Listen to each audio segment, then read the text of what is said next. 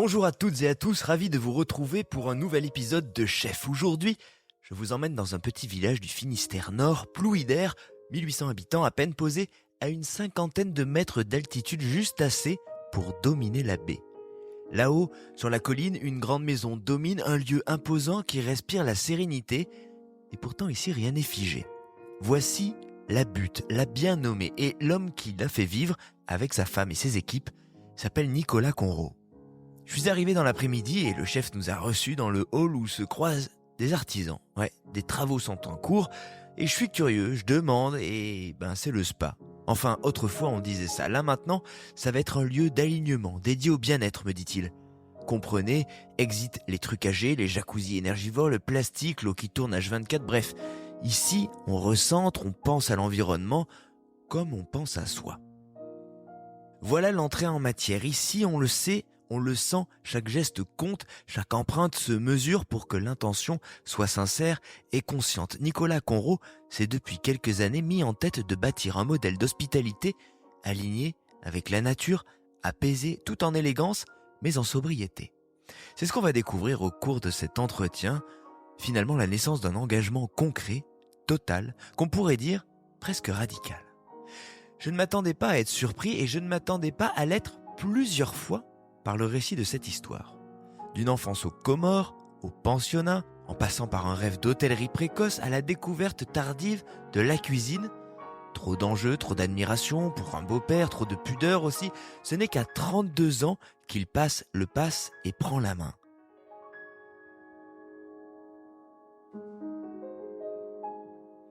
Et puis arrive 2020, le Covid, la rupture, la remise en question. Après des années à reproduire les codes du métier, c'est là que Nicolas Conrot revient et retourne sa maison, sa carte, les rythmes, les gestes, la vision. Il remet au centre le vivant, se passionne pour le végétal, les fermentations, les cycles courts et transforme la butte. Ouais, j'ai un peu spoilé l'épisode, mais c'était pour vous donner un avant-goût. On va faire les bancs avec le bois mort récupéré dans le bois qu'on voit là-bas, dit-il en nous amenant dans son bureau. Et après, il nous montrera les jardins. Puis le bistrot. Tiens, on est ouvert 7 jours sur 7 dès le matin. Ah, il faut que vous visitiez notre boulangerie et ainsi de suite. Alors en haut des marches, quand on atteint son bureau, on se demande où est-ce qu'on est arrivé finalement. Je m'appelle David Ordonneau, je suis journaliste et je produis ce podcast depuis des années maintenant. C'est mon idée, c'est mon bébé et des chefs. J'en ai rencontré, mais quand Nicolas Conrot s'est posé face à moi, avec son regard vif et ses gestes apaisés, je me suis dit, encore un sacré épisode en perspective. Et devinez quoi ? Je ne me suis pas trompé. Vous allez découvrir l'histoire d'un chef qui bâtit humblement dans un coin de Bretagne une micro-société vertueuse, un écosystème joyeux, actif qui montre qu'on peut conjuguer exigence et trouver du sens, qu'on peut décrocher une étoile par cette singularité, et même si on s'est mis sur le tard à cuisiner, que finalement la différence entre utopie et réalité, c'est une histoire de volonté. Bienvenue à la butte, bienvenue à Plouidère, et un grand merci à Tourisme Bretagne qui nous a conduits jusqu'ici, un formateur avisé et précieux soutien pour ce mois dédié à cette chère Bretagne. Alors montez, rejoignez-nous, regardez au loin la baie, le soleil décroît et voici la voix d'un chef profondément ancré dans ses valeurs et sur ses terres, les pieds bien plantés à Plouidère et pourtant toujours en mouvement, toujours plus haut. Voici l'histoire de Nicolas Conrot.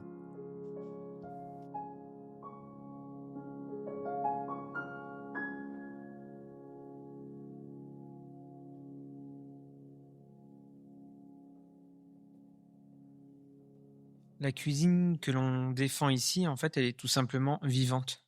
Quand on appelle une cuisine vivante, c'est tout simplement le souhait, en fait, de pouvoir faire la démarche et d'avoir fait la démarche d'ailleurs de se couper d'une alimentation industrielle qu'on a tous pu manger sur ces 50 dernières années et qui, au final, n'a pas eu toujours et n'a pas toujours les bons effets, en tout cas, sur la santé de chacun. Et je crois que c'est d'abord cette prise de conscience-là, c'est de se dire, comment aujourd'hui, l'humain doit s'alimenter et doit s'alimenter au quotidien, mais aussi quand il peut bénéficier, d'aller, tout simplement manger, sur une table, qu'elle soit étoilée ou non, mais chez un restaurateur et de manger de manière différente, en fait. Et manger différent, ça veut dire, manger avec gourmandise, mais s'alimenter avec bienveillance et avec conscience, en fait. Parce qu'aujourd'hui, je crois qu'on a ce choix de bien manger, de ne pas manger n'importe quoi. Je l'exprime toujours avec conviction parce que pour moi, on est quand même s'alimenter, c'est faire marcher tout simplement notre organisme. C'est quelque chose qu'on n'apprend pas forcément dès le plus jeune âge en fait. Et aujourd'hui, les premiers acteurs en fait de cette prise de conscience, les chefs ont tout pour prendre cette place parce qu'on reçoit quand même au quotidien pas mal de clients. On a nos clients qui sont dans nos maisons, mais on a aussi un vecteur de communication où on nous donne assez facilement la parole pour parler des territoires, des producteurs, mais je crois que c'est aussi l'occasion de pouvoir parler de quelle alimentation en fait on a besoin tout simplement pour se nourrir avec bienveillance.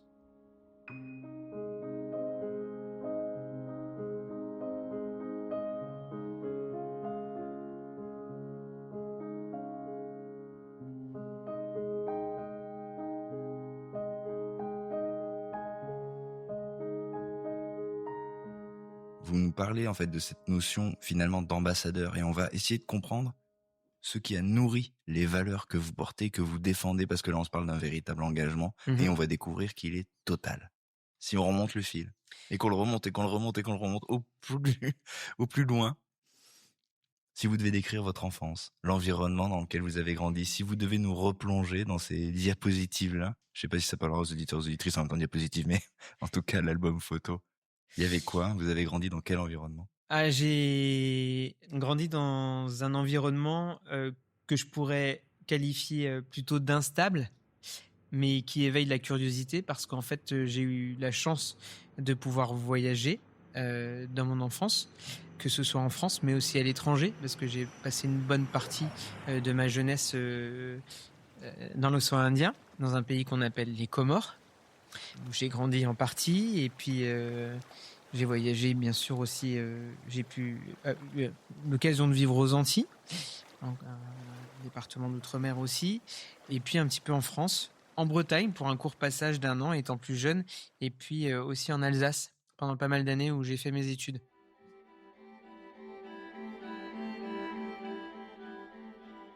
J'ai suivi un papa et une maman qui étaient qui étaient tous les deux fonctionnaires et qui avaient des mutations tout simplement. Donc ouais, ce passage aux Comores pour moi ça a éveillé pas mal de choses. Ça a d'abord éveillé tout simplement le métier que j'avais envie de faire, puisque dès l'âge de 7 ans, j'ai toujours dit à mes parents que je voulais travailler dans l'hôtellerie en fait, et j'ai jamais changé. Dans l'hôtellerie? Dans l'hôtellerie.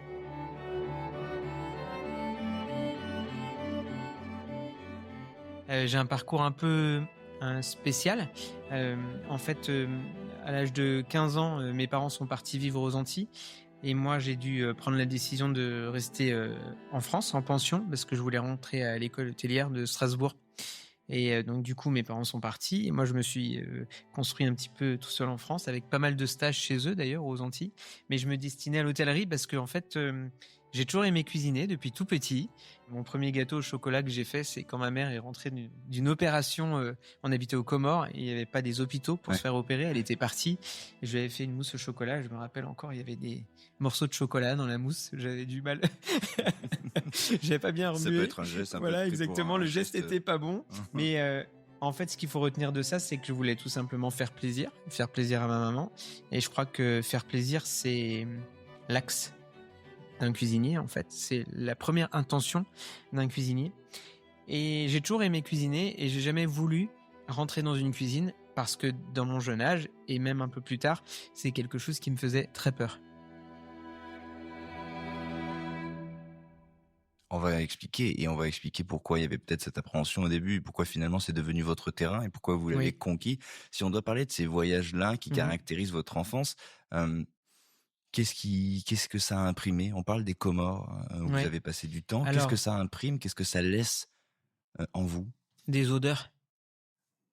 Vraiment des odeurs, des goûts que je n'utilise plus forcément aujourd'hui, mais qui ont fait que je pense que ça a éveillé mon palais, ça a structuré, ça m'a appris, en fait. C'est aussi l'ouverture, puisqu'on est quand même dans des pays qui sont fortement sous-développés, où on voit des choses qu'on comprend pas forcément quand on est jeune, mais qui sont assez traumatisants malgré tout, parce que c'est une pauvreté qui est quand même assez présente dans ces pays. Qu'est-ce qu'on se dit quand on est enfant et qu'on est exposé à ça? Vous aviez quel âge à ce moment-là?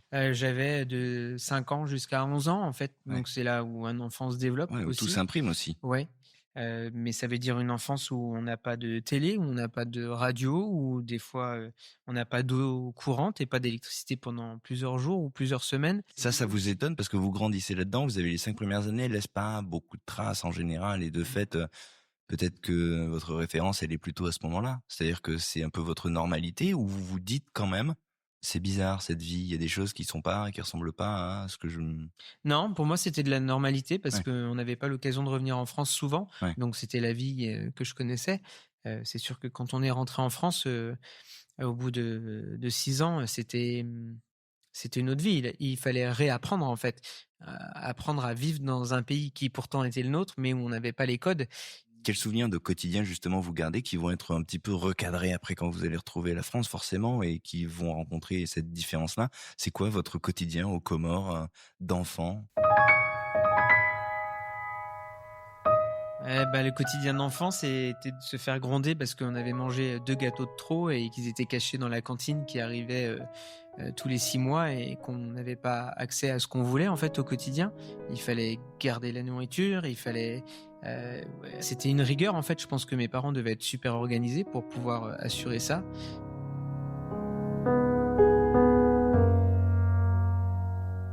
C'est aussi, l'odeur du camembert en boîte. C'est des choses comme ça, en fait, où c'était complètement, quand j'y repense, c'était complètement hallucinant. C'était un peu un pari fou, d'envoyer 3 enfants en bas âge, dans des pays comme ça. Je pense que ça a laissé, beaucoup de souvenirs. Je parle toujours de ça avec beaucoup d'émotion parce que je pense que mon rêve le plus enfoui, on va dire, c'est de pouvoir retourner un jour dans ce pays, même si je sais que c'est très compliqué. Et pour avoir parlé à des Comoriens encore il n'y a pas si longtemps que ça, je pense que je risque d'être très choqué par cet environnement. Mais oui, j'espère un jour pouvoir y retourner.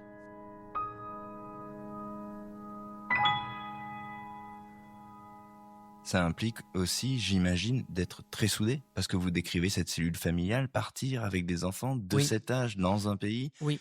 ça implique, d'avoir, voilà, des liens très unis. Alors ça implique, des liens très unis, ça implique une communauté de coopérants qui vivaient, sur place, qui s'adaptaient bien entendu au milieu et à tous les Comoriens. Mais il y avait quand même une certaine communauté qui se créait et c'est important parce que cette communauté aujourd'hui, quand je parle de mes équipes, quand je parle des clients, je dis souvent que l'intérêt, c'est de créer des communautés. C'est un terme que j'utilise encore beaucoup et je serais pas étonné que cette envie et cette démarche, elle soit encore dans le souvenir, en fait. C'est ce qui a pu, Ça a générer infusé. c oui, ça a infusé, ouais. Ça fait partie de moi, quoi. Ouais. Mmh. Comment elle s'est tournée cette page? Comment, à un moment vous avez décidé de, en tout cas, pas vous directement, mais vos parents très certainement, de mettre un terme à l'aventure aux Comores? Alors ils ont mis un terme à l'aventure aux Comores d'une manière un peu, très bizarre, mais en fait mes parents ont dû quitter les Comores, lors d'un coup d'État où, en fait on était sur la liste des gens à supprimer, donc on a été évacués par l'armée française, donc ça reste quand même des souvenirs traumatisants et pas très agréables. Donc du jour au lendemain, vous partez. Du jour au lendemain, on part. Ce que je me souviens, c'est le déchirement, en fait, de partir en laissant les gens avec qui on vivait là-bas, en fait. Ouais. Ouais. Parce que vous aviez tissé de tous vos liens, 5 ans, 11 ans, enfin c'est Bah oui. Donc c'est toujours quelque chose de traumatisant, ouais. Donc ouais, ça reste des souvenirs un peu pas forcément agréables, mais au final, j'ai quand même une chance inouïe de pouvoir vivre à l'étranger, dans des pays comme ça, en étant enfant, parce que je pense que j'ai pu profiter d'une enfance différente que celle d'un enfant vivant sur le territoire français. ouais, vous partiez avec un petit plus dans le bagage en arrivant à l'adolescence en tout cas, vous Je aviez ça pense. en plus, Ouais, clairement. je pense. De l'adaptabilité. Il va en falloir puisque vous revenez en France à ce moment-là, c'est ça? Oui. Comment c'est le retour en France? C'est Et un autre monde, c'est presque retour, pas le vôtre c'est finalement. c'est pas le mien. J'ai une petite anecdote là-dessus où j'accompagne mon petit frère le premier jour à l'école quand on était On est arrivé en Bretagne, à Plérin, juste à côté de Vannes, et puis mon petit frère à un moment a pas voulu sortir parce qu'en fait il avait neigé un tout petit peu et en fait il comprenait pas ce que c'était. Ouais. Donc et c'est Impressionné. comme le brouillard, voilà, lui dire que le brouillard c'était pas grave et qu'on pouvait quand même aller à l'école. Donc c'est des petites choses un petit peu sympas comme ça qu'on redécouvre. Et c'est comme pour nous, s'habituer à remettre des chaussures et à pas marcher pieds nus, c'est aussi un réapprentissage.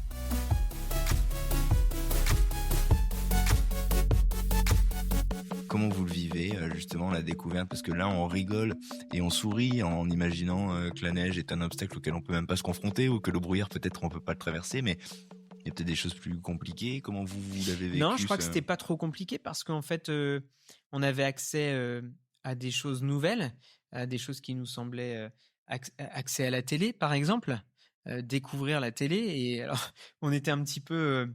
Je me souviens qu'étant jeune ado, quand on échangeait avec des amis, des copains, souvent j'étais à côté de la plaque en fait parce qu'ils avaient une culture, Des références que vous des n'aviez pas? références que je ne connaissais pas en fait. Donc c'était plein de petites choses comme ça où j'ai dû, bien entendu, réapprendre et comprendre. Donc Passer ouais, des heures devant le club Dorothée pour essayer de rattraper toutes voilà. les rêves. Donc ouais, c'est des choses un petit peu bizarres, un petit peu étranges, mais au final, non, le retour en France est plutôt très bien passé. Comment ça va s'écrire à cette adolescence? Vous dites qu'à ce moment-là, vous avez déjà l'envie, quelque part la certitude que ça se passera autour de l'hôtellerie, Oui. une appétence peut-être un peu pour la cuisine. On s'est parlé d'un premier geste peut-être un peu approximatif, mais il a le mérite d'exister. Ouais, Parfois, il ouais, n'existe pas. oui. Comment vous allez écrire la suite de votre histoire à ce moment-là de vie où c'est un peu une charnière? C'est le moment où on commence à vous dire, bon, il serait temps de commencer à réfléchir à Un choix. une forme de perspective en tout cas. Il s'est fait tout seul en fait. J'étais en Alsace à cette époque-là. J'étais en fin de troisième. Bretagne, Alsace, il y a eu Bretagne, quand même Alsace, ouais. sacré Parce que mon switch. père avait été à nouveau muté, donc on était dans une petite ville alsacienne au sud de l'Alsace qui s'appelle Guebwiller. Et à la sortie de troisième, j'ai absolument voulu faire l'école hôtelière. Donc je me suis inscrit à l'école hôtelière où c'était encore assez difficile d'y rentrer à l'époque. Il fallait avoir un bon dossier avec des bonnes notes. J'avais pas des très bonnes notes, donc je me souviens que j'étais quand même assez stressé de pas être accepté dans cette école. Et puis au même moment où j'étais accepté dans cette école, mes parents ont eu une mutation. Voilà, cette annonce qu'ils devaient partir en Outre-mer, donc en Guadeloupe. Et j'ai dû faire le choix j'avais deux solutions, ou les suivre ou rester.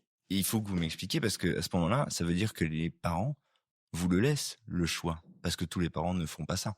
Il y a plein de parents qui vous ont dit, bon, bah, écoute, t'es gentil, mais tu viens avec nous, on s'en va. Et Ouais, non, mes parents savaient depuis très longtemps que ce métier de l'hôtellerie-restauration me passionnait en fait.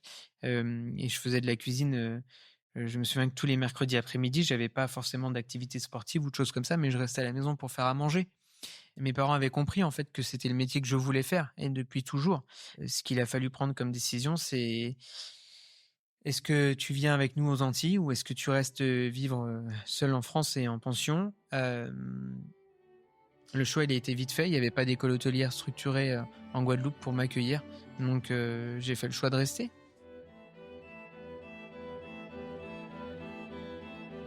c'est pas facile. Non, ça a été très dur la première année. Ouais. J'ai même, au bout de 2-3 mois, j'ai émis l'idée d'arrêter et de rejoindre mes parents. Et ils m'ont convaincu que je faisais pas le bon choix en faisant ça. Et ils ont eu raison. Et je me mets à leur place, pour eux non plus, ça n'a pas dû être facile. Non, je pense que d'imaginer ça n'a leur pas dû être fils, facile pour eux, mais c'est marrant parce que c'est souvent aujourd'hui quand j'en parle, tout le monde me dit waouh, mais ça devait être super compliqué de te retrouver à 15 ans, tout ça. Et au final, non. Je sais pas, les choses se sont faites et ça s'est très bien fait.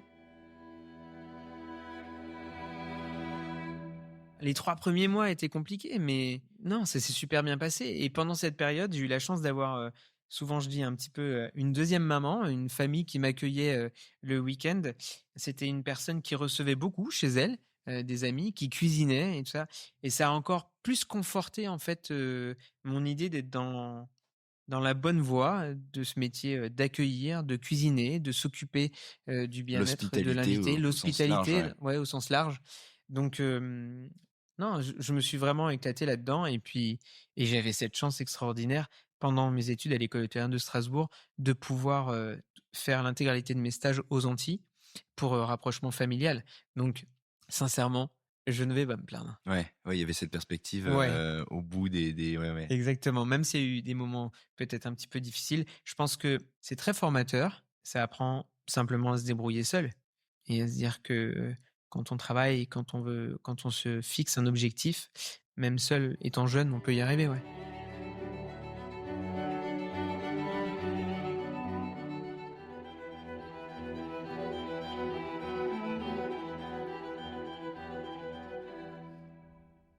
Qu'est-ce que vous découvrez dans ces années-là? Parce que quand on a l'envie, qu'elle vient de l'enfance, qu'on a eu déjà une idée, voilà, parfois c'est un fantasme, parfois on a tous eu plein de Mmh. perspectives quand finalement on n'a pas saisi, en tout cas au temps de notre enfance, au temps de Ouais. l'adolescence quand ça devient plus concret et qu'on découvre justement une forme de réalité Mmh. qui est celle de la formation. Qu'est-ce qui vous parle à ce moment-là? Est-ce que vous vous dites ah mais c'est une évidence? Parce que là quand vous l'exprimez, on a l'impression que vous l'avez trouvé et que ça n'a fait que confirmer cette Alors, intuition. je pense que je savais en fait que c'était une évidence parce que c'était un milieu où je me sentais bien en fait.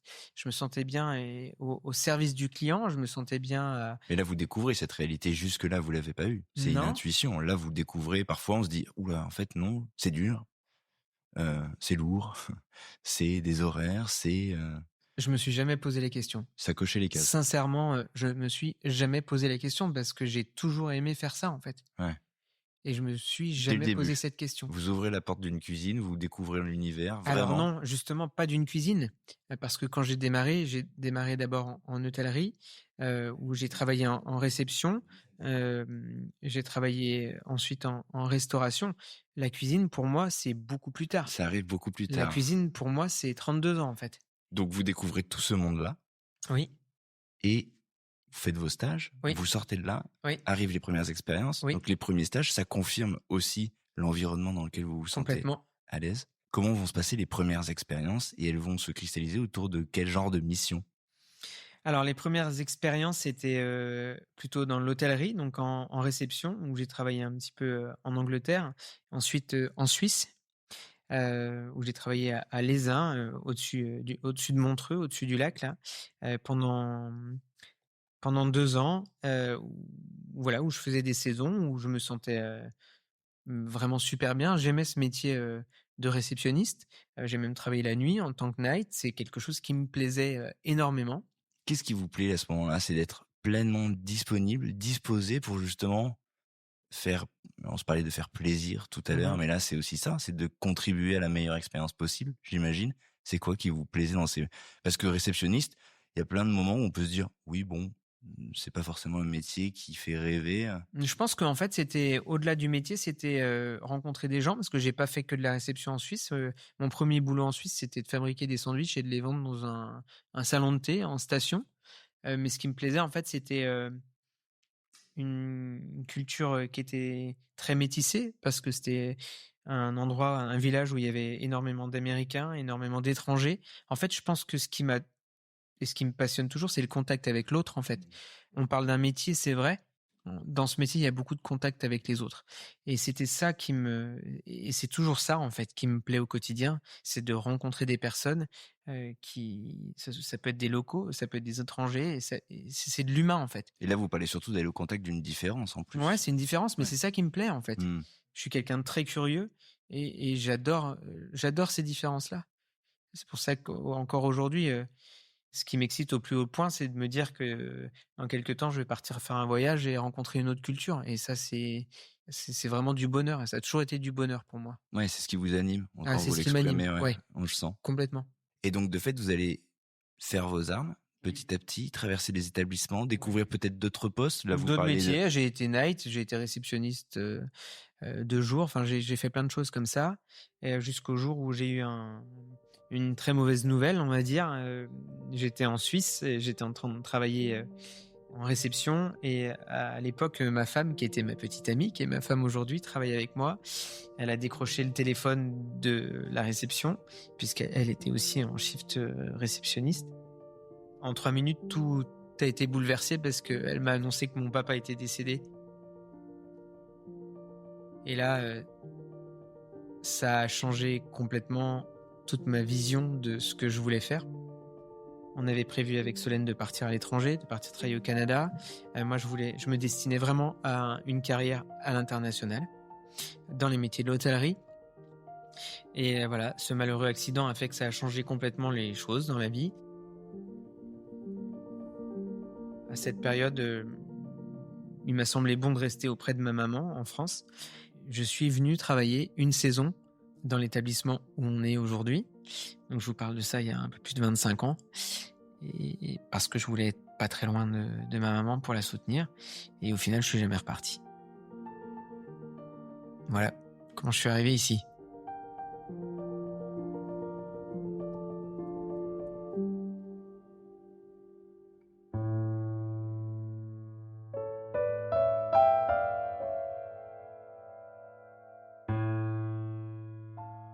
Donc vous arrivez ici pour justement faire front Oui, de solidarité ouais. familiale. C'était pas les plans.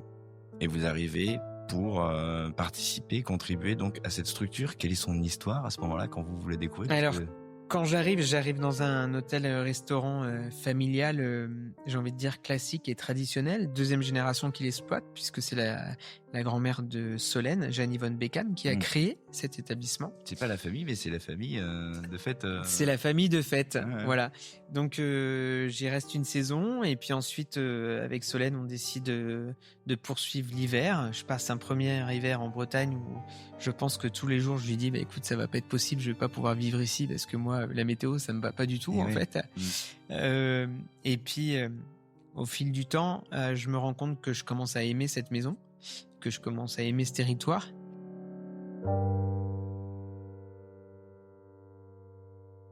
Il faut que vous nous décriviez ce qui anime justement cette flamme qui naît à ce moment-là. Quand vous dites « je commence à aimer cette maison », qu'est-ce qui justement dans cet endroit commence à vous parler à ce moment-là ou dans ce que vous faites au quotidien? Où est-ce que ça se situe justement ça? Bah, je pense qu'après quand même plusieurs années passées peut-être un peu seul, enfin dans un univers de copains avec peut-être pas ce lien familial. Je suis arrivé ici dans une maison où il y avait un lien familial très fort avec une identité de génération puisque ça appartenait à la grand-mère, ensuite aux parents de Solène. Et puis j'ai tout de suite en fait apprécié ce fonctionnement familial de l'entreprise.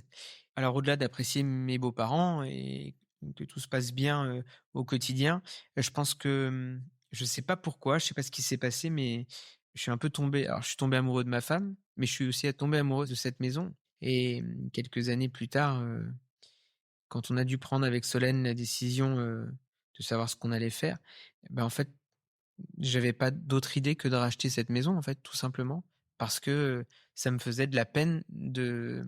D'imaginer qu'elle puisse aller Ouais, exactement, échapper à cette famille c'est ça, et à la vôtre de fait. ouais. Qu'est-ce qui vous plaisait justement dans la façon dont eux, et que vous avez peut-être découvert, parce qu'en l'occurrence des maisons familiales, avec cette proximité-là forcément qui était la vôtre, vous n'en aviez pas connu avant, Non, forcément. Qu'est-ce qui vous plaisait dans le quotidien de ce que vous observiez chez ces gens-là? Peut-être dans la manière d'appréhender leur métier ou leur... ce qui m'a plu, c'est la liberté qu'ils m'ont donnée. J'ai la chance d'avoir un beau-père qui m'a toujours donné de la place dans la maison, sur du changement, sur des méthodes différentes, sur des idées. Et j'ai un peu cette problématique-là d'avoir une idée à la minute et ça continue malgré que l'âge avance. Donc je suis quelqu'un d'assez insupportable, mais mon C'est pas toujours beau-père, facile pour l'entendre. mon beau-père m'a toujours ouvert en fait les possibilités en permanence en fait.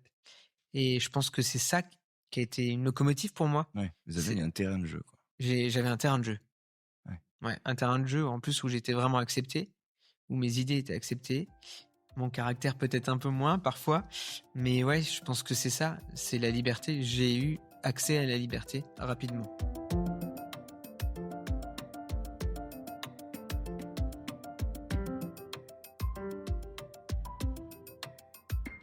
C'est pas toujours facile ce genre de contexte, ce genre d'incursion, Non. parce qu'il y a un couple, il y a Oui. une famille, une belle famille. Mhm. Et là, on a l'impression qu'il y a eu comme une espèce d'évidence finalement que. Alors c'est jamais Ouais, mais été si on toujours, remonte, en fait, alors ça c'est, je pense que c'est des histoires de, je suis ouvert pour en parler, mais c'est des histoires de traumatisme en fait. Mon papa qui disparaît, bah en fait, Je pense que vous cherchez un autre papa, en fait. Donc, Oui, c'est d'ailleurs de votre beau-père dont vous parlez spontanément. c'est mon beau-père, en fait. Et je me suis vite aussi attaché à mon beau-père et à ce lien qui s'est créé, en fait, où je dis toujours mon beau-père, c'est mon beau-père, mais c'est aussi un père et c'est aussi mon meilleur pote. Donc, voilà. Ouais. Oui, l'arrimage s'est fait Ouais. avec une forme d'évidence. Oui. Quand vous parlez de ses débuts, justement, vous, votre mission, elle va évoluer. On va le voir forcément parce que vous Ouais. allez vous déployer au sein de cette maison. Du Mmh. coup, Euh, c'est quoi les premiers temps? Vous vous occupez de quoi? On vous confie quoi? Puisque je sais que du coup, les terrains vont se... Alors, à l'époque, je m'occupais du traiteur.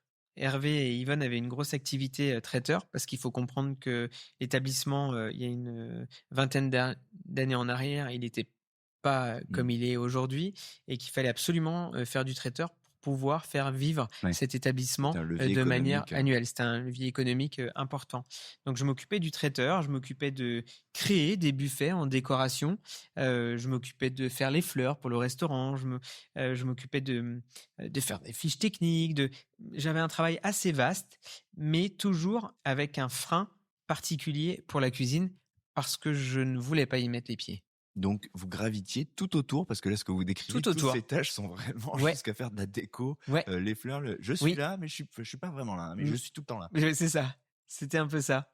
Et toujours à essayer de trouver des solutions, qu'elles soient économiques, qu'elles soient de changement, qu'elles soient de formation, et plein d'idées en fait qui arrivaient comme ça, où mes grands-parents ont continué à investir dans leur maison, où j'avais la chance de pouvoir y faire la décoration, ils me laissaient carte blanche en fait. Donc c'est pour ça que je vous dis que j'ai eu quand même beaucoup de chance en fait, parce qu'on m'a laissé accès à ce que j'aimais en fait, tout simplement.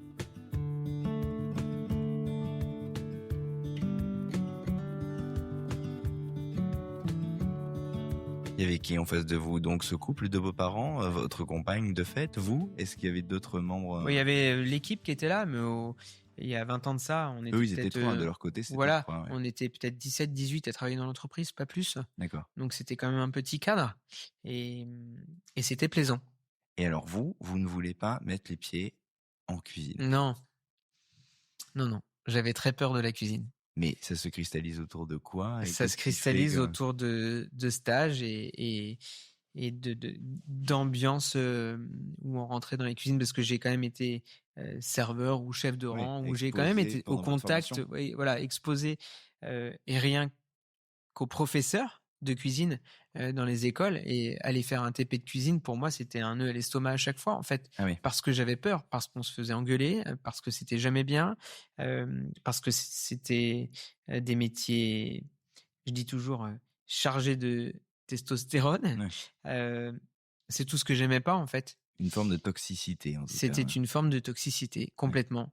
Et je me sentais jamais bien, en fait, en cuisine, et je prenais jamais plaisir à faire une recette, que ce soit de la pâtisserie, que ce soit de la cuisine chaude. Je détestais ça, en fait, parce qu'il y avait une toxicité du métier, des TP, de cette ambiance qui me plaisait pas, où on sentait un stress permanent. Et je ne pouvais pas et je ne voulais pas vivre de cette manière.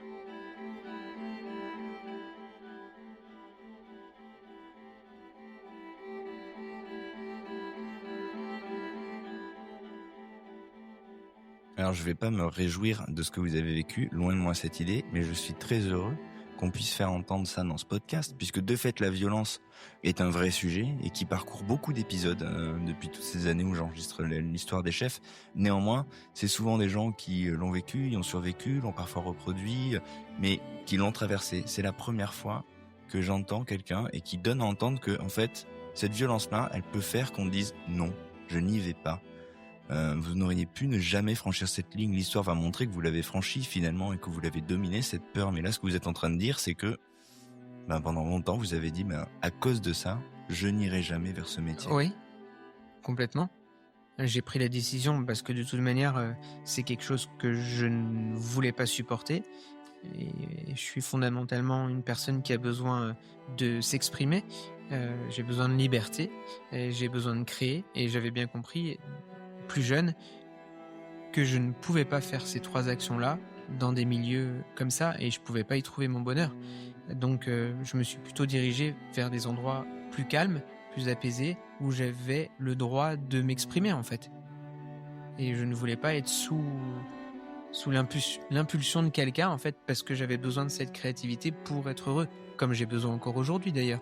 Mais non, tout de suite, j'ai bien compris que tant que je n'avais pas la possibilité de faire les choses par moi-même, je ne voulais pas y aller. Et ce qui est une posture assez rare, parce que dans 90% des cas, les gens qui aspirent et ceux qui sont devenus chefs, globalement aspirent tous à se déployer à une forme de liberté. Néanmoins, Oui.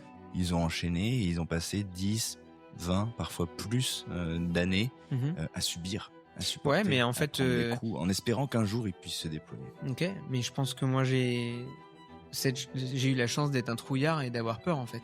Oui, ou Tout d'être simplement. pleinement en raccord avec ses valeurs et dire je n'y vais pas en fait. Ouais, C'est pas j'y vais forcément- pas parce que je ne suis pas allé parce que j'avais peur et que c'était une décision que j'avais prise. Mais oui, parce que c'était de la peur. Ouais, mais qui évite parfois de faire des mauvais choix. Ouais, complètement. C'est parfois la peur, faut Oui. l'écouter, et pour le coup, c'est plutôt du bon sens.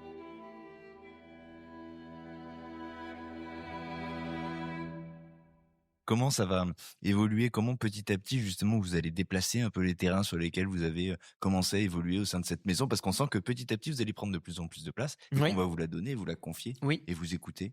Alors en fait, au final, c'est pas petit à petit parce que on est arrivé en 1999 avec Solène et en 2006, ses parents nous ont posé tout simplement la question de ce qu'on voulait faire Ouais, plus est-ce que vous tard. voulez continuer? Et la décision, elle a été prise en 30 secondes.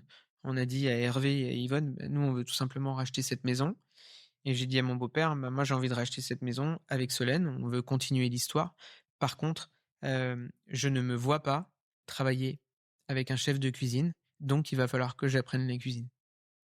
Et à partir de ce moment-là, de 2007 jusqu'à 2006, 2007 jusqu'à 2011, je suis rentré dans cette cuisine où il y avait des chefs, où il y avait cette tension. Je suis passé par tous les postes. Peut-être que j'étais un peu plus respecté que les autres parce que Vous étiez chez vous? j'étais chez moi. Mais j'ai commencé en pâtisserie, ensuite je suis allé au garde-manger, ensuite je suis allé au poisson, ensuite je suis allé au chaud. En fait, j'ai progressé comme n'importe quel cuisinier. Vous êtes formé dans votre propre maison. Ouais. C'est plutôt rare comme Mais je me suis formé, et ce qu'il faut retenir de ça, c'est que je me suis formé avec des collaborateurs, en fait. Et j'ai toujours eu l'humilité de ne pas savoir. C'était eux qui allaient m'apprendre, en fait. Parce que je connaissais pas le métier. À l'époque, j'étais pas encore chef, mais j'étais quand même le gendre d'eux. Mais c'est quelque chose que j'ai accepté et j'y suis allé avec beaucoup d'humilité et j'ai voulu apprendre avec beaucoup de respect pour les autres qui travaillaient avec moi, pour tous les collaborateurs de la maison. Et au final, ça s'est très bien passé. Alors on a forcément honte parfois d'aller demander, bah tiens, comment on Comment tu découpe un fais pour- poisson, Ouais. comment on fait ci, comment on fait ça, comment ça se cuit. Mais bon, voilà, je suis passé par là. Donc, parfois, j'ai ravalé ma salive, c'est sûr, parce que il y avait une hiérarchie. La hiérarchie, on en parlera peut-être plus tard. Bien sûr, une forme de verticalité, là, Une en verticalité où c'était compliqué parce que, en fait, j'avais peut-être une position dans la maison qui était un peu plus importante que d'autres personnes, si on peut appeler ça importante, mais c'était à eux de m'apprendre, en fait. Et je devais tout faire pour ce qu'ils acceptent, en fait, de m'apprendre ce métier. Ouais. Oui, sachant que la perspective est certainement, in fine, de la prendre, cette Ah, place. complètement. Ouais. Donc, c'est pas facile pour eux de se retrouver à devoir transmettre, donner Non. les clés avec l'idée que Pas forcément. celui à qui on donne Voilà. va nous prendre. Voilà. Pas simple. comme Et en se équation. disant que il y avait toujours ce spectre de se dire, de toute manière, s'il fait des conneries, c'est pas grave, il sera protégé parce que c'est le gendre de la maison. Donc, c'était une situation un peu délicate que j'ai pas forcément bien vécue. Hein. Ouais, j'allais vous le dire, parce que pour quelqu'un qui a Non. peur de là, vous vous mettez dans un. Ouais, c'était une situation très particulière que j'ai pas. C'est un moment de ma vie où sincèrement, j'ai pas kiffé. C'était pas très joyeux, ouais, mais Non. j'imagine. Assez Ouais. inconfortable. Oui. Si on fait fi de l'inconfort et qu'on se concentre sur le geste, sans se parler de lever des filets ou des choses comme ça, Ouais. quel était l'ADN de la cuisine de cet endroit qui devenait le vôtre et qui allait le devenir encore plus à l'avenir? C'était quoi la cuisine? C'était une cuisine très traditionnelle, très familiale, peut-être même un petit peu, comment dire, roboratif, ouais. Ouais, une cuisine classique. très traditionnel. Porté un peu quand même sur les produits de la mer, bien entendu, parce on est au bord de la mer, et puis il y avait toujours aussi cette culture légumière du Nord Finistère. Mais voilà, avec énormément de beurre, des choses. Une empreinte un peu bourgeoise. Un peu bourgeoise, ouais. Voilà, c'était une belle maison avec beaucoup de notoriété. Ouais. Et puis face à ça, à cette période en cuisine, aussi le devoir de continuer à aller à l'extérieur faire des traiteurs, des mariages, des choses comme ça, où pour moi c'était physiquement très pénible, très fatigant, des choses que j'aimais pas, des cumuls, mais que l'on était obligé de faire parce que c'était la seule manière de faire vivre la maison dans l'année. Donc beaucoup de concessions, énormément de concessions.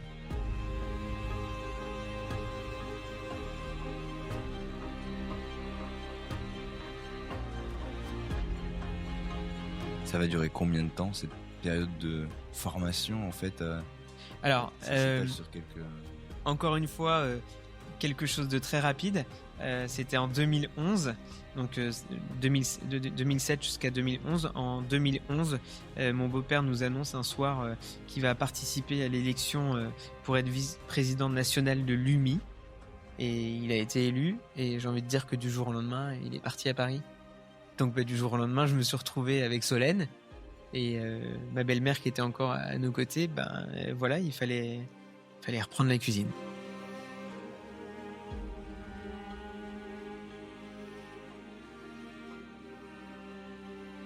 Bon, c'est à moi.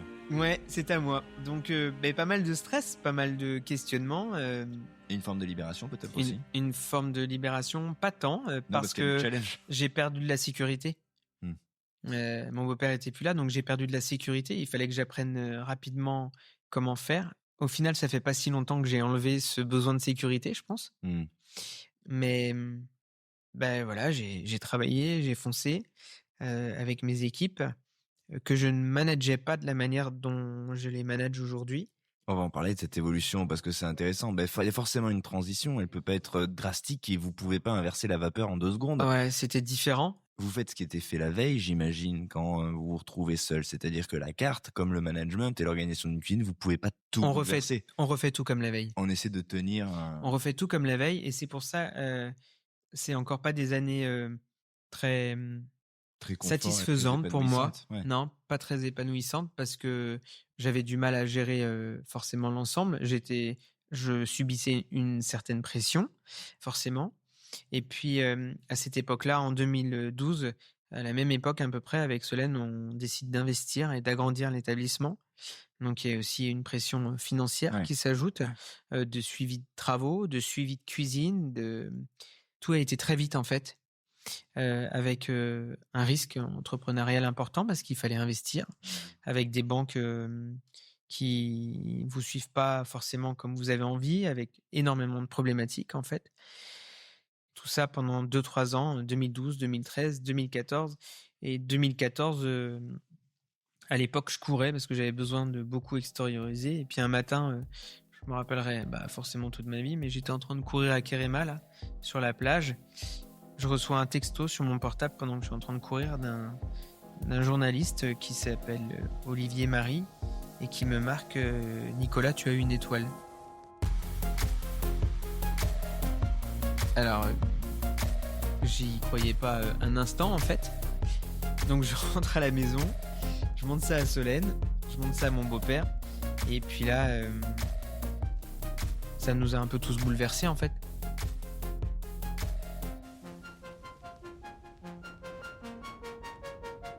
Mais elle a été nourrie de quoi? Pardon, et on salue Olivier avec qui on était il y a très peu de temps, mais elle a été nourrie de quoi? Parce que là, on passe de je dois tout prendre en charge, faire tenir cette maison telle que les gens l'ont connue, parce qu'au début, il s'agit presque de dire non, je suis pas là, l'essentiel c'est que déjà les gens voient que ça tient. Exactement. Vous décrochez une consécration. Ouais. Il y a eu du coup, ça sous-entend qu'il y a eu une petite amélioration Oui, il y a eu certainement une amélioration de la carte qui était proposée. À l'époque, je travaillais avec Manon Schenk, qui d'ailleurs maintenant, elle est étoilée en Belgique, Manon, depuis 2 ans. Je travaillais avec Manon, qui était une fille super, avec qui on On s'amusait, on travaillait beaucoup, mais avec des classiques. C'était, quand je repense, j'ai un grand sourire, mais quand je repense à l'étoile qu'on a eue en 2014, je sais pas comment on a eu cette étoile.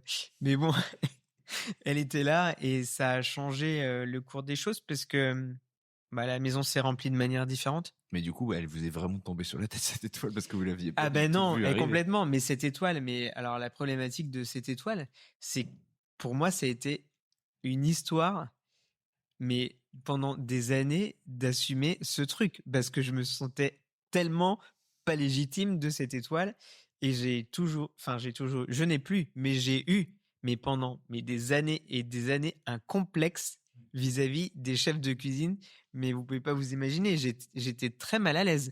Quand un journaliste arrivait et me disait ah, bonjour monsieur Conro, chef Conro, alors déjà quand on m'appelle chef Conro, alors quelle maison avez-vous fait auparavant pour décrocher cette étoile et tout. Mais en fait, mais moi j'ai pas de maison en fait. J'ai travaillé avec personne, j'ai travaillé ici et du coup au lieu d'être, j'aurais pu être fier de ça. Bah oui, bien Mais sûr. en fait Aujourd'hui, mais ça me complexait, mais vous imaginez pas à quel point. Donc j'ai été très très mal à l'aise et sincèrement pendant des années. et, Vraiment. et ça a un effet, j'imagine. Dans un lieu, on n'est pas isolé ici, Non. mais on n'est pas non plus dans une grande ville. Non. Donc quand on décroche une étoile, il y a pas mal de regards qui doivent se tourner un petit peu plus loin. Mais complètement. En fait, ça vous met un peu comme une pression de dingue. Ouais. Et en plus de ça, moi qui ne suis jamais satisfait de rien, j'étais pas satisfait de moi-même, donc je me sentais pas légitime. Comment on réagit à ça? Parce qu'on imagine que même si aujourd'hui vous êtes justement, vous avez forcément une plus grande assurance et une plus grande Ouais. maîtrise, mais à ce moment-là, c'est pas le cas. Non. Parfois, on réagit par le stress. J'imagine que l'ambiance en cuisine ou l'énergie qui a suivi cette consécration inattendue, elle devait être un petit peu intense. C'était pas agréable. Ouais. On en est Encore une toujours fois, pas là. Je sais qu'on va y arriver à cette c'est- histoire de c'est- moment où c'est oui, agréable et épanouissant. mais on c'était est pas- pas, c'était pas des années si agréables que ça. Alors oui, il y a le côté bling bling qui est très agréable où vous êtes mis en avant dans la presse, ou en fait c'est un truc qui vous nourrit l'ego, quoi. Mm. Mais Et derrière, il faut. C'est pas mon bonheur, il n'était pas là en fait. Ouais. Comment vous allez justement arriver petit à petit, c'est toujours progressif ces choses-là, mais à trouver vos marques. C'est pas progressif chez moi. Ça va toujours très vite. Bon, allez, stop. Non, On arrête chez tout, moi, on c'est arrête pas tout, on va fermer la progressif. cuisine. Alors, ok. Parce qu'il y a un monde entre et l'endroit et la cuisine que vous faites aujourd'hui pour avoir eu la chance de visiter tout ce que vous, Ouais. et ce moment-là où l'étoile est tombée, ça n'a plus rien à voir, j'imagine. Non, Il y a ça n'a plus forcément- rien à voir. Mais je Mais dis un en matin, fin de je me suis parcours. levé. Je dis en fin de parcours. C'est un peu bizarre ce que je vais vous dire, mais pour moi, il y a ce qu'on a connu avant le Covid et ce Mhm. qu'on a connu pendant et après le Covid. Donc vous allez continuer jusque dans 2020, c'est 2020? Ouais, Fin de avec 2020. jusqu'en 2020, avec un certain mal-être, ce mal-être de pas se sentir comme les autres chefs, ce mal-être de pas être aligné avec soi-même, de jouer un rôle de chef de cuisine. Je fais pas ma cuisine, c'est pas mes valeurs, Non, c'est je ça. sais pas de voyager, de regarder ce qui se passait à l'étranger, de se balader en Asie, un peu partout, de constater tout ce côté négatif du surtourisme, tout ça. J'avais une forme de mal-être parce que j'étais pas content de ce que je faisais, j'étais pas content de mes déplacements, j'étais pas content il y a un truc qui m'allait pas en fait. Il y a un sentiment de non-alignement. Vous vous sentez pas Ouais, aligné. je me sentais pas aligné. Vraiment pas. Mais comment parce que pardon, mais vous gérez, vous avez un établissement, il est étoilé, vous avez fait des Ouais. investissements, enfin comment on se couche le soir quand on a ce sentiment que ça répond pas et ça résonne pas avec ce que l'on est au fond? C'est hyper difficile pendant toutes ces années. Parce que Ouais, mais c'était un. faut tenir, quoi. Il faut tenir. On pense juste à l'investissement qu'on a fait et on se dit qu'on doit pas faire de conneries et qu'il faut foncer en fait et qu'il faut travailler et qu'il faut surtout pas se planter tout simplement quoi. Cette pression d'investissement, cette pression financière qui ne me rend pas malade, Non. qui ne m'empêche pas de dormir, mais m'obligeait qui guide un peu les choses. à travailler de cette manière et à pas faire autrement. Jusqu'à cet arrêt, je sais plus, c'était le 13 ou 14 mars, où on venait de réinvestir pour refaire toute notre salle de restaurant. C'était un vendredi soir, il me semble. où on a fait le service et où à 20h, on a appris que le lendemain, on devait fermer nos restaurants. Et là, c'est un arrêt total avec beaucoup de peur parce qu'on était en plein investissement, quelque chose de nouveau. On avait refait la salle, on avait refait le hall, on avait dépensé encore beaucoup d'argent et investi beaucoup pour refaire l'établissement. Et là, on se prend une grande claque et une grosse rouille en fait. Et le Covid nous arrête.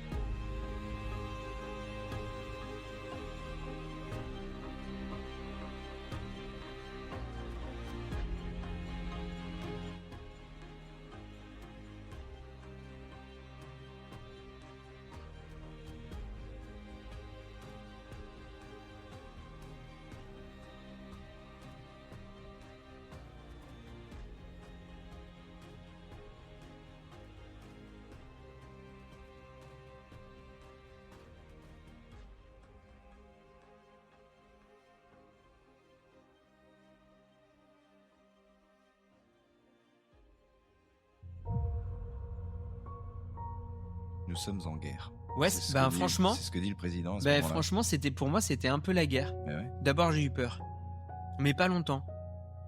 Parce qu'en fait, j'ai vite compris. Je me suis dit, mais en fait, alors c'est un peu bizarre, mais je dis souvent ça. Mais en fait, c'était trop cool parce qu'on s'est arrêté. On a eu une chance extraordinaire d'être en France, de pouvoir avoir des aides, d'être soutenu. Et là, je me suis dit, qu'est-ce que tu as envie de faire en fait? Est-ce que c'est Qu'est-ce pas ma que plus tu grande veux chance, en fait? enfin, Est-ce que c'est pas ta plus grande chance que tu es en train de vivre? Mais si, complètement.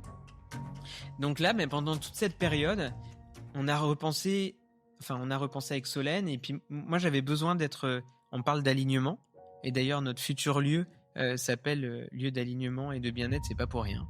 Et j'ai eu tout simplement le besoin d'être aligné. Et d'abord pendant le Covid, j'ai d'abord pensé à moi. Et je me suis dit, écoute Nico, à l'époque, je faisais peut-être 10 ou 12 kilos de plus que ce que je fais aujourd'hui. Je me suis dit, tu vas passer du temps chez toi, tu dois te mettre une certaine rigueur physique, de bien-être, de bonne santé, de tout ça, parce que la maladie me faisait peur quand même avec cette histoire de Covid là. Donc j'ai commencé à travailler chez moi, à la maison, sur l'alimentation qui soit la plus végétale possible. Donc je me suis fait à manger, pour moi tout seul parce que ma femme et mes enfants ne mangeaient pas comme moi. Et puis j'ai commencé à mettre le pied dans ce monde végétal et j'ai trouvé ça tellement bien en fait.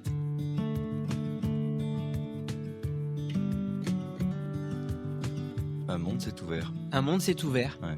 Ce monde végétal hyper proche du monde de la fermentation, j'ai commencé aussi à découvrir des techniques fermentaires avec plein de gens. À l'époque, on était tous sur Instagram en train de faire des lives et je trouvais ça tellement sensationnel. Je passais des heures et des heures sur Instagram à regarder des lives et à apprendre. Mais c'est rigolo, mais comme n'importe quel père ou mère de famille qui est en train d'apprendre à faire à manger pour ses enfants en fait. Mais je me suis éclaté là-dedans en fait. Ouais. Je me suis vraiment éclaté là-dedans.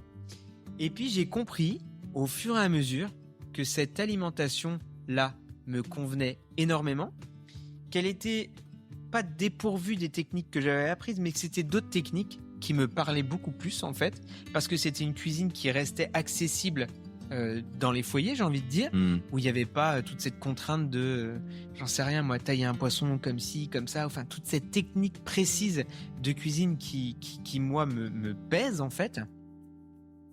Et j'ai commencé à m'amuser avec cette alimentation vivante et j'ai commencé surtout à m'amuser avec la fermentation et j'ai trouvé ça tellement sensationnel.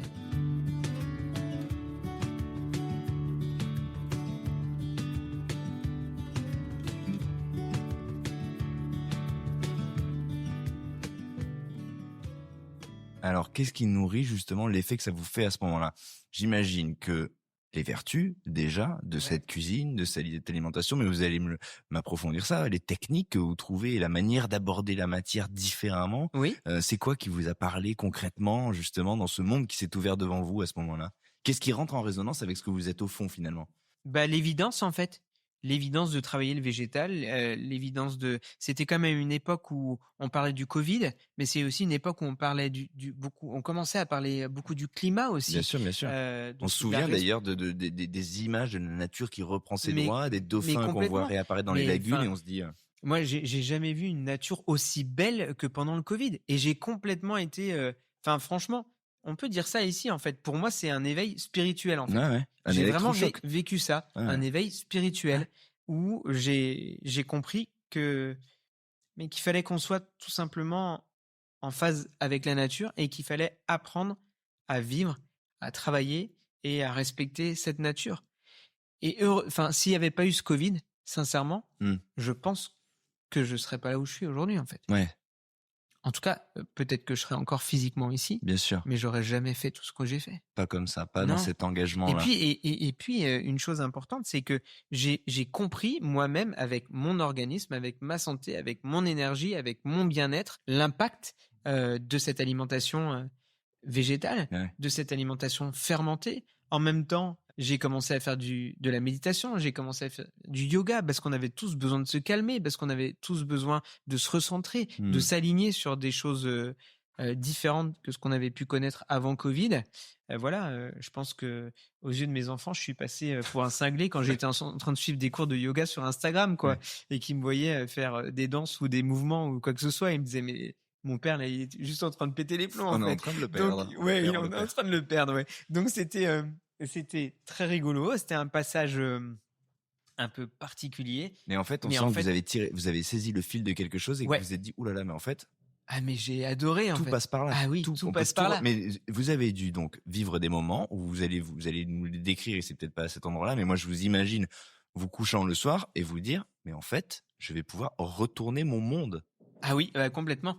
Ah, mais C'est ça qui se passe là. c'est ça qui se passe, en fait. J'ai cette sensation de dormir avec tellement d'idées dans la tête Ouais. qu'on a du mal à les maîtriser et que tout se mélange. Et alors, j'ai eu la chance de connaître voilà, des personnes qui ont pu m'accompagner parce que je suis quelqu'un qui peut vite aller dans tous les sens. Et j'ai toujours été chercher des forces pour me cadrer un petit peu dans mes idées parce que j'ai besoin d'accompagnement. Parce que, comme je disais tout à l'heure, ma femme me dit tout le temps, mais en fait, arrête de penser et d'avoir des idées à la minute parce qu'on a du mal à te maîtriser, à savoir où est-ce que tu veux aller. Donc, je me suis bien entouré. On fait appel à quel genre de compétences? Parce que ça, c'est intéressant parce qu'on est nombreux. Enfin, les gens qui nous écoutent sont certainement nombreux à être dans ce cas de figure. Ouais, Vous avez fait appel à quel genre de compétences? j'ai travaillé avec des coachs en fait, mais des coachs tant au niveau entreprise que des coachs pour comprendre comment faire fonctionner un management différent dans une entreprise, des coachs pour avoir un système d'éco-responsabilité beaucoup plus avancé que ce qu'on pouvait. C'était découvrir d'autres techniques de management. Alors bien entendu, c'était des gens qu'il fallait payer, c'était un investissement, mais c'était un investissement dont j'avais besoin pour me structurer. Donc je suis passé par tous ces stades-là et j'ai compris à travers tout ça, à travers le végétal, la fermentation, à travers un management différent, que je pouvais réellement rêver, et pas seulement rêver, mais installer un monde différent, un autre possible, avec un champ infini de possibilités devant moi au quotidien, en fait.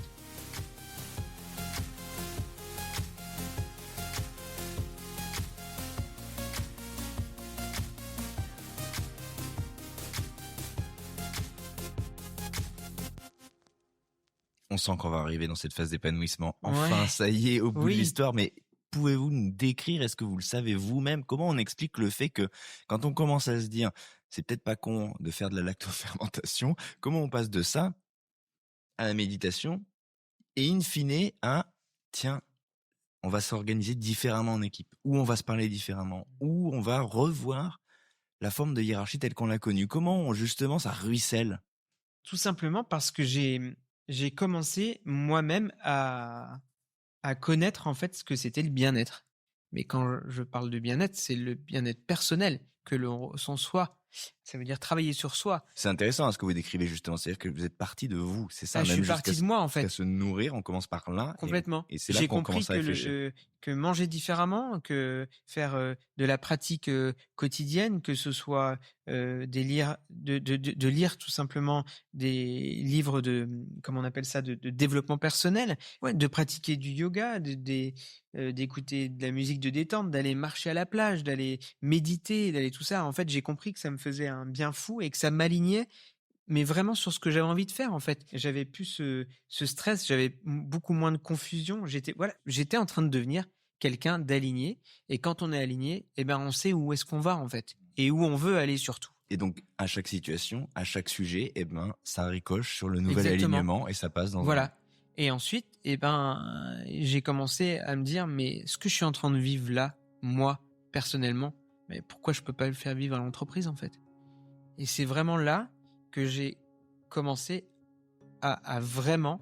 Donc, au final, ça fait pas si longtemps. Je suis pas en train de vous dire que j'ai été un homme malheureux pendant 20 ans, hein, c'est pas ça du tout. Non, mais il y avait un peu de stress quand même. Mais j'ai commencé à comprendre alors à comprendre, je pense que j'avais compris, mais j'ai commencé à prendre vraiment beaucoup de plaisir parce que j'étais bien. Ouais. Et j'étais bien tous les jours.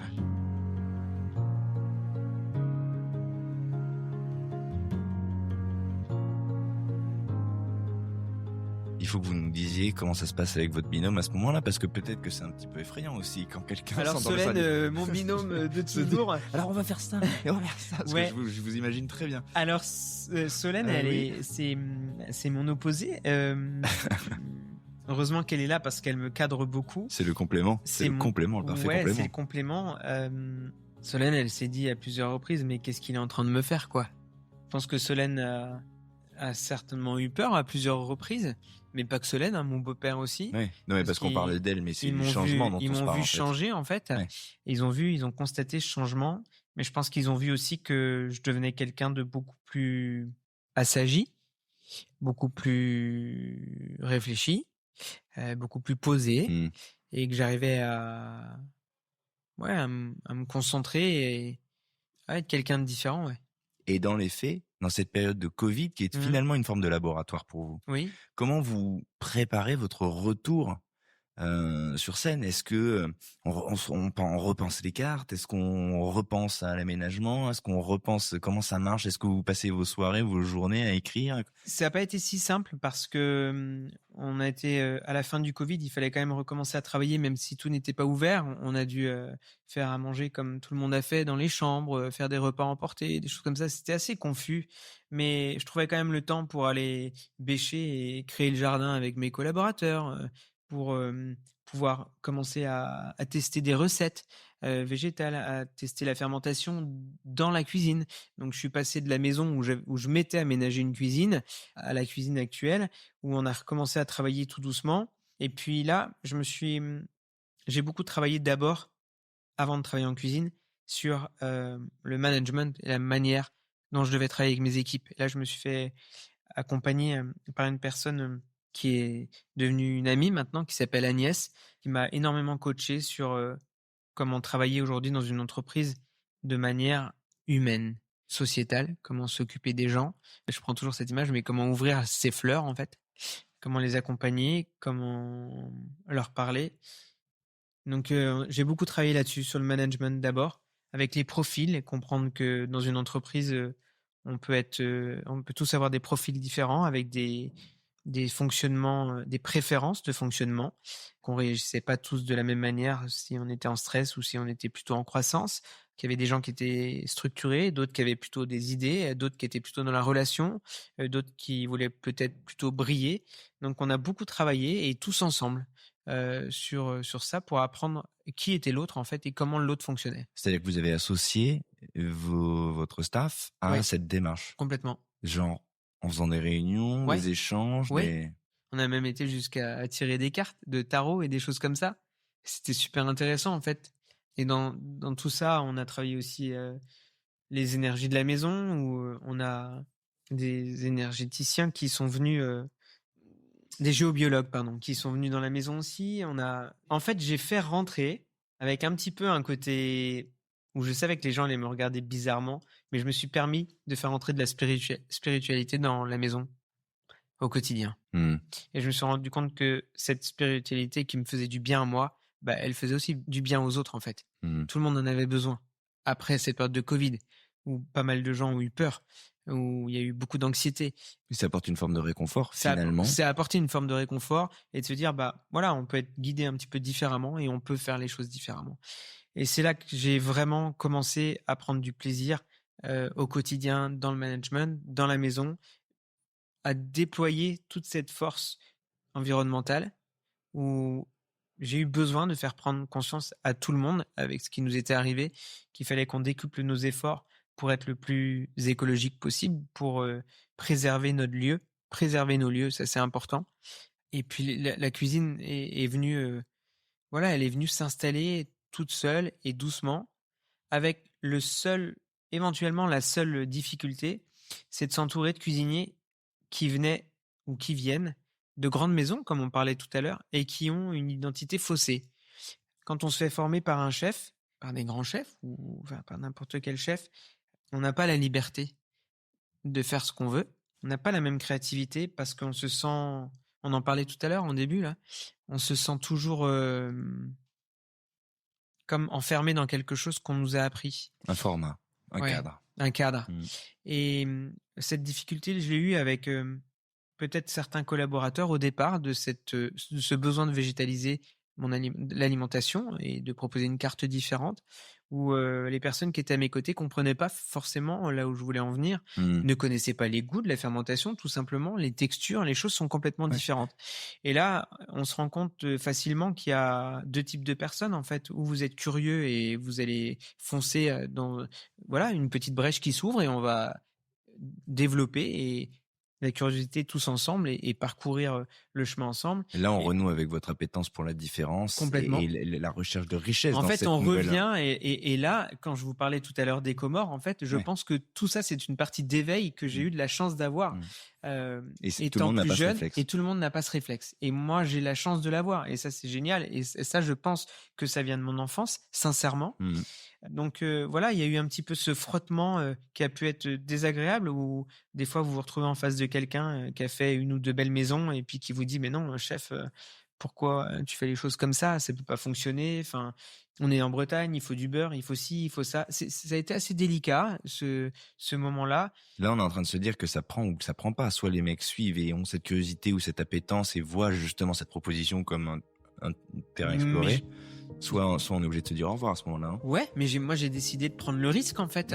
Prendre le risque de proposer une alimentation végétale, saisonnière, la plus locavore possible, dans une région où on fait pousser des tomates sous serre en plein hiver. Oui, j'ai pris un risque. Et vous allez aller au bout, et c'est ça qu'il faut détailler là, c'est que quand on se parle de repenser les choses et de s'engager finalement à défendre certaines valeurs, vous, pour avoir découvert l'endroit grâce à vous juste avant cet enregistrement, cet engagement, il est total. Il va évidemment du cœur de la proposition du restaurant, de l'assiette, jusqu'au bois qui va accueillir le corps d'une personne qui veut se reposer 2 minutes. Mais en fait, je suis passé par l'assiette pour comprendre tout ça. C'est grâce à ce métier de cuisinier que j'ai compris en fait que ce que l'on faisait dans l'assiette, donc une démarche la plus locavore, avec une saisonnalité bien évidemment, mais ça on n'en parle même plus tellement ça devient une évidence. Oui, c'est bien de le rappeler parce que c'est pas une évidence pour beaucoup de gens encore. Avec cette responsabilité environnementale, de diminuer le plastique aussi en cuisine, de travailler avec des rythmes différents, de manière différente. Ça veut dire d'organiser les postes de manière différente, d'organiser le rythme de travail de manière différente et comprendre que la fermentation c'est un ajout pour contrer la problématique des heures dans la restauration, puisque c'est un pré-travail que l'on fait au fur et à mesure dans l'année, où on va préparer des recettes des fois 1 an à l'avance, des fois 6 mois à l'avance, des fois 3 mois, et des fois 1 semaine, et des fois juste 48 heures. On a un travail qui est complètement différent et qui permet d'apaiser grandement le métier et le rythme de la cuisine.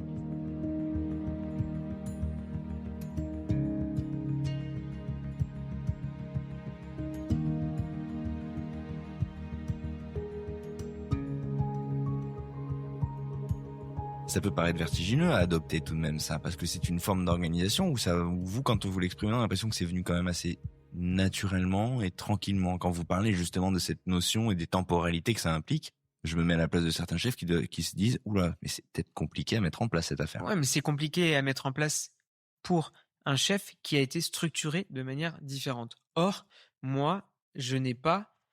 je n'ai pas cette structure. Faut déconstruire. Il faut déconstruire. Quoi qu'il arrive, il faut déconstruire. Moi aussi, j'ai déconstruit des choses que j'avais appris avec mon beau-père pendant 6 ans, 7 ans. Mais la déconstruction est tellement plaisante au quotidien parce que on trouve des moyens de faire différemment, mais auxquels on n'y pense même pas en fait. Et on en a parlé tout à l'heure. Les 2 mots qu'il faut retenir au quotidien pour cette déconstruction, c'est bon sens. Mais surtout, sur l'assiette, sur le dressage d'une table, sur les habits qu'on va porter en cuisine, sur la conception, là, comme on est en train de faire d'un espace bien-être qui soit différent, c'est toujours le bon sens. Comment on reprend des codes, mais qui sont juste une évidence en fait, tout en gardant toujours à l'esprit qu'on doit déconstruire. Et ça, c'est une volonté. Et alors, je parle rarement de ça. C'est un terme que j'utilise pas souvent parce que j'aime pas ce terme Oui, un peu de, récupéré par de, à plein de d'égards. Ouais. militant. Mais oui, je suis militant pour déconstruire ce qu'on nous a appris pendant 50 ans parce qu'on nous a pas appris les bonnes choses. On nous a apporté de la facilité, peut-être, mais cette facilité, elle impacte tant l'humain que les lieux sur lesquels on habite. Et c'est intéressant, et c'est peut-être par là qu'il faut finir cette histoire, parce que la boucle se boucle et on sent que c'est maintenant, désormais, dans ce cadre-là que vous vous épanouissez pleinement. Et on a l'impression même que vous êtes presque au début de la route, finalement. Ou en tout cas de la vôtre, parce que vous avez sans cesse, j'imagine encore, des découvertes et des découvertes et des Alors, découvertes. sincèrement, le seul frein que j'ai aujourd'hui dans mon quotidien, c'est les finances, tout simplement, parce qu'on reste une maison Bien sûr. de famille où on a forcément une place économique à tenir, avec des dettes, de l'endettement, des engagements et tout ça. Et c'est bien de le dire. Souvent, on a des gens qui vont venir dans la maison et qui vont dire « Waouh, mais votre maison, elle est super éco-responsable et quoi que ce soit et tout. » Mais en fait, non. On est sur un chemin et il reste encore un tas de choses à faire. Chantier pour les 50, 60 mais prochaines années. complètement, en fait. Et c'est ça qui est génial. Et moi, je sais que voilà, j'ai mon fils qui est derrière et qui souhaite reprendre cette maison plus tard. Ce sera sûrement la 4e génération. Quel âge il a ? Il a 19 ans, Paul. Ah, il est déjà en train de se... Et voilà, il est déjà... Enfin, 19 ans, en même temps, on se projette. Non, ouais, on se projette déjà. Il est déjà là-dedans. Et moi, j'ai envie de... Voilà, on doit changer notre métier pour qu'en France, on puisse encore faire de la cuisine demain et de la restauration familiale. On doit changer notre métier. C'est une obligation en fait. Changer dans l'assiette, changer la manière de faire, de tenir nos entreprises, de diriger nos entreprises, changer ce métier de cuisinier qui a été quand même pénible et qui reste encore malgré tout quelque chose, difficile. Une image difficile, alors que ça peut être quelque chose de plaisant, de satisfaisant et d'apaisé. Et voilà, on a une table des chefs dans la cuisine et les gens, ils me disent pas Nicolas, qu'est-ce que j'ai bien mangé ? Ils vont me dire, mais qu'est-ce que votre cuisine, elle est calme, et qu'est-ce que c'est apaisé, c'est fluide, on dirait un ballet. Mais ouais, mais en fait, c'est possible. Il faut juste se donner les moyens de le faire et oublier tout ce qu'on nous a appris avant et cuisiner de manière différente. Et tout ça, ça peut rester quand même gourmand et ça peut quand même rester... Alors, une hôtellerie-restauration, je ne veux pas utiliser ce terme haut de gamme ou luxueuse, mais un endroit où les choses sont bien faites. Eh ben, merci pour ce partage de bon sens. Avec grand plaisir.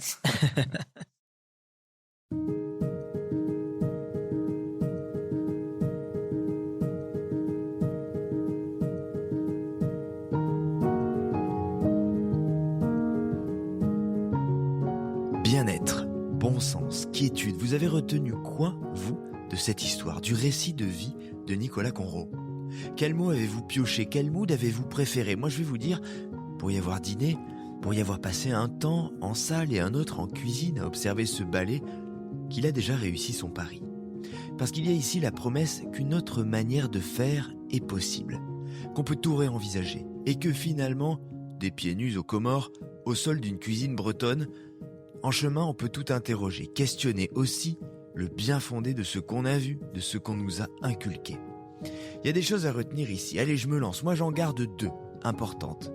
La première, c'est que ce chef aujourd'hui étoilé qui fait la démonstration d'une voie possible dans le monde de l'hôtellerie, dans la restauration, cet homme-là, j'ai failli ne jamais le croiser. Cette interview, elle a failli ne jamais exister. Parce que la cuisine, longtemps, lui a fait peur. Il n'avait pas peur de se brûler, de se couper, de faire des heures, non, longtemps, il s'est dit qu'il avait simplement pas envie d'aller vers ce bruit, vers cette violence, vers cette testostérone qui gueule et qui tape. Et je le dis à longueur d'interview, quand les chefs me disent qu'ils ont enduré la violence, mais que ça les a aussi forgés et qu'ils sont toujours là. Ok, mais combien n'y sont plus, ont jeté l'éponge, ou combien, comme Nicolas, longtemps, se sont dit « Merci les gars, mais la cuisine, très peu pour moi ». Deuxième chose que je prends de cette histoire, et merci encore chef de l'avoir ainsi partagé avec nous, l'idée que mieux est toujours possible. Et tant pis si les autres n'y croient pas, tant pis si c'est inédit, voilà qu'ici, sur cette butte, dans le petit village de Plouider, il y a maintenant un bistrot ouvert 7 jours sur 7. Une salle chaleureuse aussi qui accueille dès le matin, avec un comptoir de petit déjeuner qui à lui seul mérite qu'on traverse la Bretagne, où l'on vous fait des crêpes minutes, où l'on peut goûter tout l'univers du chef, croquer la Bretagne traditionnelle évidemment, mais trouver des graines, des herbes, des pollens, des jus, de légumes, qui sonne comme un cadeau pour le corps en début de journée. Vraiment, c'est l'un des petits déjeuners les plus impressionnants qui m'ait été donné de voir. Il y a une table étoilée aussi, évidemment, une boulangerie qui, vous l'imaginez, fait plus que choisir son blé, un hôtel, un lieu dédié au bien-être pour se ressourcer et... oui, ça marche. Et c'est vivant, c'est beau, c'est comme une bulle flottant sur la terre bretonne. Merci, chef, pour le voyage en haut de cette butte. Merci, chers auditeurs, chères auditrices, de nous avoir suivis jusqu'ici. Allez faire un tour à Plouider, vraiment. Posez-vous, allez rencontrer celui qui vous reçoit si bien dans ce lieu où la nature se marie à l'humanité. Merci à Tourisme Bretagne de nous avoir conduits jusqu'ici. On l'avait en ligne de mire, mais l'intuition s'est confirmée et de là à dire que la Bretagne ne déçoit jamais. Abonnez-vous à ce podcast, notez-le. J'ai besoin que vous souteniez ce travail. Laissez des commentaires sur votre plateforme d'écoute. Le travail de nos chefs a besoin justement de vos oreilles, de ce soutien. Et moi, je suis là pour poursuivre la route avec mon micro jusqu'à la prochaine table pour une nouvelle histoire, un nouvel épisode de Chef, évidemment. Salut!